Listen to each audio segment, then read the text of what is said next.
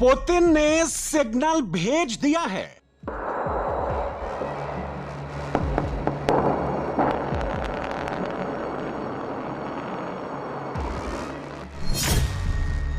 महायुद्ध में घनघोर तबाही के सामान की टेस्टिंग पूरी हो गई है।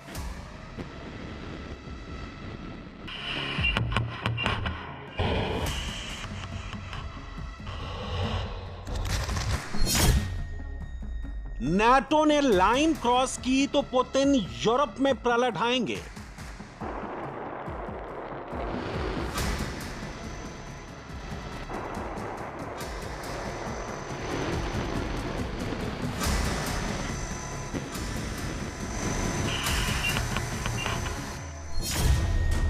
पुतिन क्यों यूरोप को खाक करने की धमकी दे रहे हैं? पुतिन क्यों डायरेक्ट वॉर की बात कर रहे हैं? ये वो तस्वीरें हैं जिन्होंने पुतिन का दिमाग खराब कर दिया है। रूस की रिफाइनरी जल रही है। रूस की ऑयल सप्लाई लाइन आग का गोला बन गई है।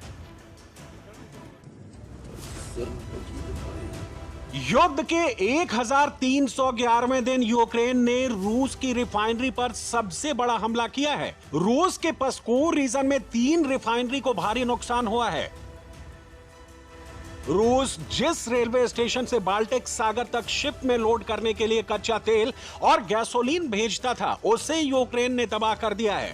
गैसोलीन से भरे 18 कंटेनर से आग की ज्वाला आसमान तक उठ रही है। ये रेलवे लाइन रूस की लाइफलाइन कही जाती है। रूस के ऑयल और गैस निर्यात का करीब 60% इसी लाइन से सप्लाई करता है। बीते 15 दिन में रूस के 5 बड़े ऑयल रिफाइनरी सेंटर पर यूक्रेन घातक ड्रोन अटैक कर चुका है। 24 सितंबर को यूक्रेन ने रूस के सबसे बड़े पेट्रोकेमिकल परिसर सलावत पर हमला किया। 24 सितंबर को समारा और ब्रांस्क क्षेत्र में रूसी ऑयल रिफाइनरी को टारगेट किया। 20 सितंबर को सेराटोव में तेल रिफाइनरी को निशाना बनाया। 14 सितंबर को किरीशी रिफाइनरी पर बड़ा अटैक किया। यूक्रेन रूस की द्रुजबा तेल पाइपलाइन को लगातार निशाना बना रहा है। इसी पाइपलाइन से हंगरी और स्लोवाकिया को रूस तेल सप्लाई करता है। हंगरी अपना 50% तेल इसी पाइपलाइन से खरीदता है।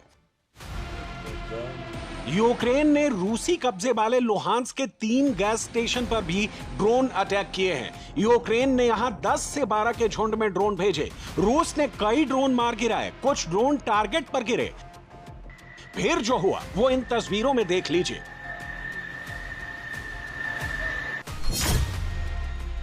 लुहांस्क के सास्तिया, सेवरोडोनेस्क के नोव्स्को प्लांट में रूस को भारी नुकसान उठाना पड़ा है। शास्तिया प्लांट से रूस लुहांस्क थर्मल प्लांट को गैस सप्लाई करता था, इसे अब कोयले से चलाना पड़ रहा है। सेवरोडोनेस्क पावर प्लांट में रूस की केमिकल इंडस्ट्री को गैस सप्लाई की जाती थी। इस ड्रोन अटैक की जिम्मेदारी यूक्रेन की 14वीं रेजिमेंट ब्रोवडी ने ली है। इसी हमले के बाद पुतिन नाटो पर भड़क उठे हैं। पुतिन का आरोप है कि रूसी रिफाइनरी पर हमले के पीछे नाटो का दिमाग है। अब नाटो का दिमाग ठीक करने के लिए पुतिन ने पहला ट्रेलर दिखा दिया है। रूस के बर्फीले रेगिस्तान में चल रहा यह काफिला कोई मामूली गाड़ियों का रेला नहीं है। ये तबाही के वो हथियार हैं जिसे रूस छुपा कर रखता है। अब पुतिन ने इन्हें बाहर निकाला है। वो नाटो देशों और अमेरिका को दिखा रहे हैं कि अगर रूस पर हमला हुआ तो अंजाम यूरोप को भुगतना पड़ेगा, तबाही अमेरिका तक भी होगी।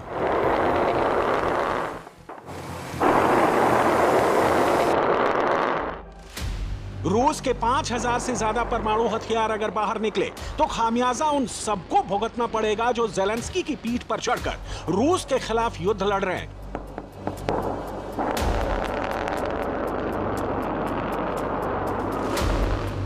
अगर रूस के खिलाफ यूरोप के 26 देश और अमेरिका उतरेंगे तो किम जोंग उन भी पुतिन का साथ देने के लिए पूरी तरह से तैयार है। किम जोंग उन ने अपने परमाणु कार्यक्रम से जुड़े साइंटिस्ट और अफसरों को अभी से तैयार रहने को कह दिया है। वैसे तो परमाणु युद्ध की धमकी देना अलग बात है और परमाणु युद्ध करना एकदम अलग बात है। पुतिन ने इस बार बात एक कदम आगे की है। अगर रूस की संप्रभुता पर हमला हुआ तो फिर परमाणु हथियार चलाने से वो नहीं हिचकेंगे। रूस के पास 5,977 परमाणु हथियार हैं। इनमें से करीब 1,718 हथियार मिसाइलों पर, बम वर्षकों पर तैनात हैं। नाटो देश में फ्रांस के पास अनुमानित 290 परमाणु हथियार हैं, जिन्हें नेवी और फाइटर जेट से दागा जा सकता है। ब्रिटेन के पास 225 परमाणु हथियार हैं, जिनमें 120 परमाणु हथियार मिसाइलों में तैनात। अमेरिका के पास लगभग 3,748 परमाणु हथियार हैं, जिनमें से 1,744 तैनात हैं। नाटो देशों में फ्रांस और ब्रिटेन के अलावा किसी के पास परमाणु हथियार नहीं है। जर्मनी के पास अपना कोई परमाणु हथियार नहीं है, लेकिन जर्मनी के बुचेल हवाई अड्डे पर अमेरिका के 20 परमाणु हथियार तैनात हैं। पुतिन की परमाणु ताकत अमेरिका और नाटो देशों से बहुत बड़ी है, इसीलिए पुतिन अब अपनी परमाणु ताकत खोलकर दिखा रहे हैं। इस दबाव का असर ज़ेलेंस्की पर दिखने लगा है। ज़ेलेंस्की अब पद छोड़ने की बातें कर रहे हैं। उन्होंने कहा है कि युद्ध खत्म होते ही वो पद छोड़ देंगे, लेकिन पुतिन उन्हें छोड़ने के मूड में नहीं है। हालांकि सितंबर की शुरुआत में पुतिन घातक मिसाइलों से कीव पर अटैक कर रहे थे। सितंबर के आखिर में वो सिर्फ ड्रोन अटैक कर रहे हैं। रूस के निशाने पर यूक्रेन के प्रशासनिक भवन और इंडस्ट्रियल एरिया हैं। इसके अलावा यूक्रेन की फौज के अड्डे भी हैं। बीती रात रूस ने यूक्रेन के खेरसोन ऑब्लास्ट में बड़ा ड्रोन अटैक किया। रूसी ड्रोन ने करीब 70 घरों को नुकसान पहुंचाया। इसके अलावा ज़ेलेंस्की के जहां अफसर बैठते थे, वो बिल्डिंग भी तबाह हो गई। इस हमले में 74 साल की एक महिला मारी गई, जबकि 2 अन्य लोग घायल हो गए। रूस ने खेरसोन में KAB क्लस्टर बम से हमला किया। इसके अलावा करीब 20 एरियल गाइडेड बम भी दागे। रूसी बम कितने घातक थे, उसका अंदाजा इन तस्वीरों से लगा लीजिए। जहां बम गिरे वहां कारों की बॉडी तक पिघल गई। सोचिए, जो इंसान इनकी चपेट में आए होंगे उनका क्या हाल हुआ होगा। रूस ने कल रात यूक्रेन के सुमी को भी ड्रोन अटैक से दहला दिया। आग की लपटों में शहर घिर गया।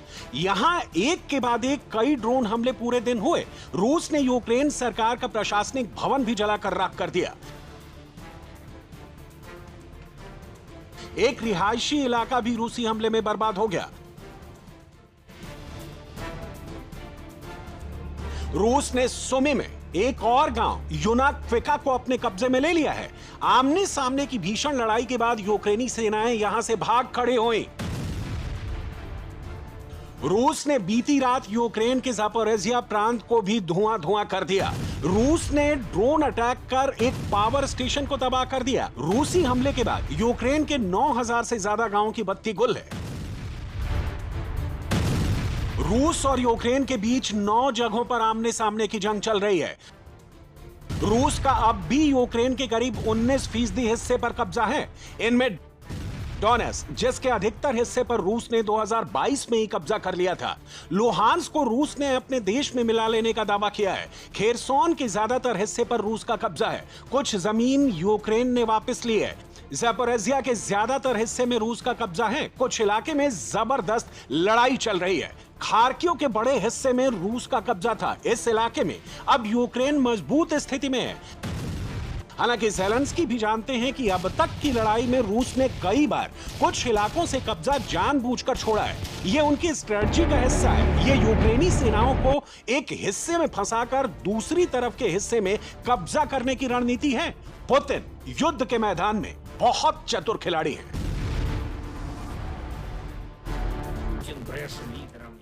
पुतिन उन नेताओं से झूठ बोल रहे हैं जो अभी भी उनसे बात कर रहे हैं। जब वे कहते हैं कि कब्जे वाले इलाके में रूसी सेनाएं अपने लक्ष्य हासिल कर रही हैं, पिछले कई सालों में उन्हें नए नए कारण गढ़ने पड़े हैं।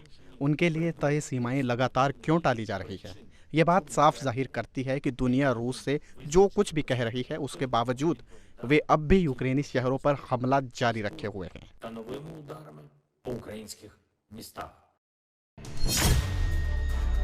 पुतिन को डराने के लिए अब ज़ेलेंस्की ने अमेरिका से लंबी दूरी की मिसाइलें मांगी हैं। ज़ेलेंस्की ने अमेरिका को पट्टी पढ़ाई है कि अगर उन्हें लंबी दूरी की मिसाइलें अमेरिका दे देता है तो वो मॉस्को तक मार कर सकते हैं। इससे पुतिन पर दबाव बढ़ेगा और वो युद्ध विराम के लिए राजी हो सकते हैं। ज़ेलेंस्की जो लॉन्ग रेंज मिसाइल ट्रंप से चाहते हैं वो टॉम हॉक क्रूज मिसाइल हैं। ये सबसोनिक क्रूज मिसाइल हैं जिन्हें अमेरिका और यूके की नेवी इस्तेमाल करती है। ये जहाजों और पनडुब्बियों से सटीक जमीनी हमला करने के लिए जानी जाती है।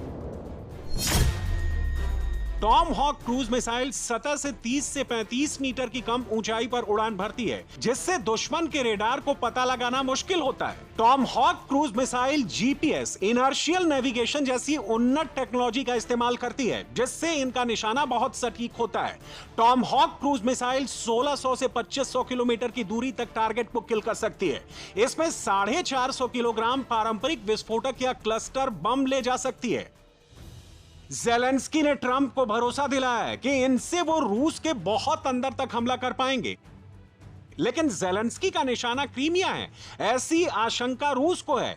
क्रीमिया वो इलाका है जिस पर रूस ने 2014 में कब्जा कर लिया था। फिलहाल ट्रंप ने ज़ेलेंस्की की ये मांग ठुकरा दी है। उन्हें डर है कि अगर उन्होंने ज़ेलेंस्की को लंबी दूरी तक मार करने वाली टॉम हॉक क्रूज मिसाइलें दे दी तो रूस से सीधी लड़ाई हो सकती है। इसका जोखिम ट्रंप नहीं लेना चाहते।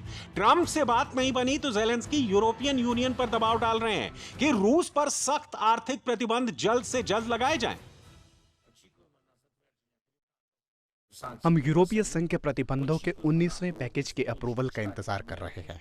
हम अमेरिका के कदमों का इंतजार कर रहे हैं। हम यूरोप में उन लोगों के प्रति राष्ट्रपति ट्रंप के रुख की सराहना करते हैं जो अभी भी रूस से तेल खरीद रहे हैं और रूसी योजनाओं पर निर्भरता की नीति अपनाते हैं। हमें उम्मीद है कि हंगरी अपने प्रमुख नाटो सहयोगी की बात सुनेगा और संयुक्त राज्य अमेरिका के राष्ट्रपति का सम्मान करेगा। वर्तमान में यूरोप में कोई भी हंगरी से ऐसा सम्मान नहीं देखता। अमेरिका यूरोपीय बाजार को ऊर्जा संसाधनों से भरने के लिए तैयार है ताकि किसी को रूस की ओर देखने की जरूरत भी न पड़े।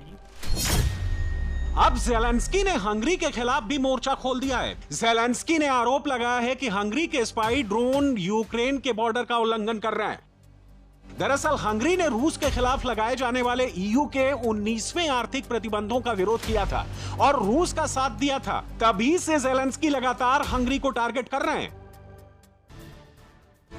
यूक्रेन ने रूस की डूज पाइपलाइन पर ड्रोन अटैक किया था। उससे 50% तेल हंगरी लेता है। रूसी विदेश मंत्रालय की प्रवक्ता ने हंगरी मीडिया के हवाले से यूक्रेन पर बहुत बड़ा आरोप लगाया है। हंगरी मीडिया में ऐसी खबरें चल रही हैं कि यूक्रेन रोमानिया और पोलैंड में फॉल्स फ्लैग ऑपरेशन करने की साजिश कर रहा है।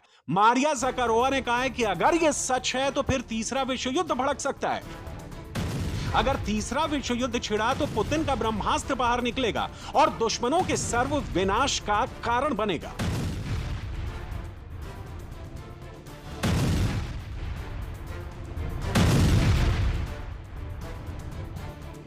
पुतिन के इस ब्रह्मास्त्र का नाम स्काईफॉल मिसाइल है, जिसके बारे में ना तो नाटो को ज्यादा पता है और ना ही ट्रंप को। बस दुनिया इतना जानती है कि रूस की स्काईफॉल मिसाइल अनलिमिटेड दूरी तक उड़ान भर सकती है।